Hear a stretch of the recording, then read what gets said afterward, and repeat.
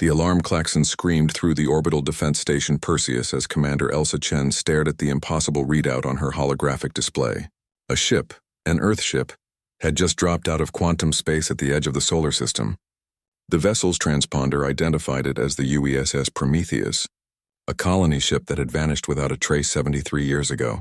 "Commander, you need to see this," Lieutenant Marcus Hayes called from his station, his voice tight with disbelief. "The ship's energy signature. It's not matching any known propulsion system in our database." Elsa moved swiftly across the command deck, her military boots clicking against the metal floor. The holographic projection showed a vessel that looked like the Prometheus, but something was fundamentally different.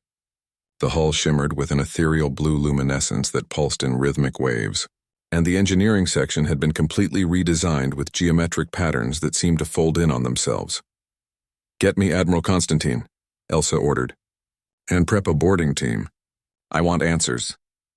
Within the hour, Elsa found herself aboard a military shuttle approaching the ghost ship. Beside her sat Leo Park, the station's chief xenotechnology specialist, a young scientist whose reputation for understanding alien tech had made him indispensable to Fleet Command.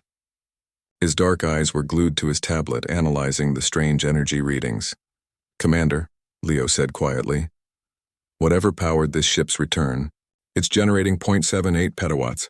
That's more energy than our entire defensive grid, and it's doing it in a space no larger than a cargo container." "Impossible," Elsa muttered, but the word felt hollow. Everything about this situation was impossible. The shuttle docked with the Prometheus and the boarding team moved through the airlock with weapons ready. The interior lights were functioning, the atmosphere was breathable, and the ship's systems hummed with quiet power. But the corridors were empty. No crew, no bodies, nothing but silence. "This way," Leo said, following his scanner toward the engineering deck. The energy source is concentrated below. They descended through 3 levels, passing crew quarters that looked lived in, but abandoned in haste. Coffee cups sat on tables, personal effects remained in lockers, and a child's toy lay discarded in a hallway. It was as if everyone had simply vanished mid-activity. The engineering bay stole Elsa's breath. Where the ship's fusion reactor should have been, there now stood a massive crystalline structure suspended in a containment field. It rotated slowly, its faceted surface refracting light into impossible colors that shouldn't exist in normal space. Streams of energy flowed from it like liquid light, feeding into systems that had been grafted onto the ship's original architecture with surgical precision. "Sweet Mother of Earth," Leo whispered, approaching the crystal with trembling hands. His scanner went haywire, unable to process what it was detecting. "Commander, this isn't just advanced technology. This is something that rewrites physics as we understand it." Elsa activated her comm. "Perseus, are you recording this?" "Affirmative, Commander. We're also picking up a data packet being broadcast from the ship. It's a message. Play it." The holographic projector in the engineering bay flickered to life and a woman's face appeared. Captain Sarah Mitchell, the Prometheus's commanding officer. She looked older, weary, but alive with a fierce intensity. "To whoever finds this ship," the recording began, "I am Captain Mitchell of the Prometheus. 73 years ago, our quantum drive malfunctioned during our jump to Kepler 4042b.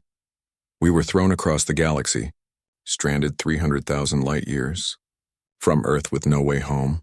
Leo and Elsa exchanged glances as the captain continued. "We crashed on a planet, in a system we designated Hope 7. We were not alone. The planet was inhabited by a species called the Architects, beings who had mastered technologies that our scientists said were impossible. Faster than light travel without quantum tunneling, energy generation from vacuum fluctuations, matter manipulation at the atomic level." The recording showed images, towering crystalline structures on an alien world, beings of pure energy and light, and humans working alongside them. The Architects were dying, their sun was collapsing into a black hole, and they had centuries, maybe decades left. We made a bargain. We would help preserve their knowledge, carry it forward into the universe, and in return, they would give us the means to return home. Captain Mitchell's expression grew somber. "But there was a price. The technology they gave us, the zero-point crystalline reactor you're looking at, can only be operated by someone who has bonded with it at a quantum level. It requires a human consciousness to merge with the crystal matrix. 62 of our crew volunteered. They became part of the ship itself. Their minds now exist in a state between matter and energy, piloting the Prometheus across the void. Elsa felt her blood run cold. We're sending this ship home as proof, the captain continued. Proof that humanity's greatest strength isn't our weapons or our military might. It's our willingness to sacrifice, to adapt, to push beyond what we believe is possible. The architects gave us more than technology. They gave us their entire civilization's knowledge, stored in the crystal's matrix. Blueprints for reactors that could power entire planets. Medical technology that could extend human lifespans by centuries. The ability to terraform worlds in decades instead of millennia. Leo was frantically taking notes, his hands shaking. This changes everything, he breathed. The Galactic Council has kept humanity confined to our little corner of space because they fear us, Captain Mitchell said, her voice hardening. They've seen species rise and fall and they believe we're too aggressive, too unpredictable. But we've just proven something they never expected. Humanity doesn't just survive, we transcend. We find the impossible and make it possible. The recording flickered. The Prometheus will remain in orbit. The crew who bonded with the crystal, they've asked to stay with the ship. They're still human, still conscious, but they've become something more. They've asked me to tell their families they love them and they regret nothing. Captain Mitchell saluted. This is humanity's announcement to the galaxy. We're not asking for permission anymore. The age of human expansion begins now. Mitchell out. The hologram vanished, leaving Elsa and Leo standing in the crystalline glow. Commander, Leo said softly, if this technology is real, if we can replicate it, humanity just leapfrogged 1,000 years of development overnight. Elsa looked at the crystal, at the flowing energy that represented 62 human souls who had given up everything to bring their species home. She thought about the Galactic Council, about the alien empires that had looked down on humanity as primitives. They were about to learn a very important lesson. Never underestimate the species that turned sacrifice into salvation, that transformed the impossible into inevitable. Get Admiral Constantine on the line, Elsa commanded. Tell him to prepare for a new era. Humanity just changed the game.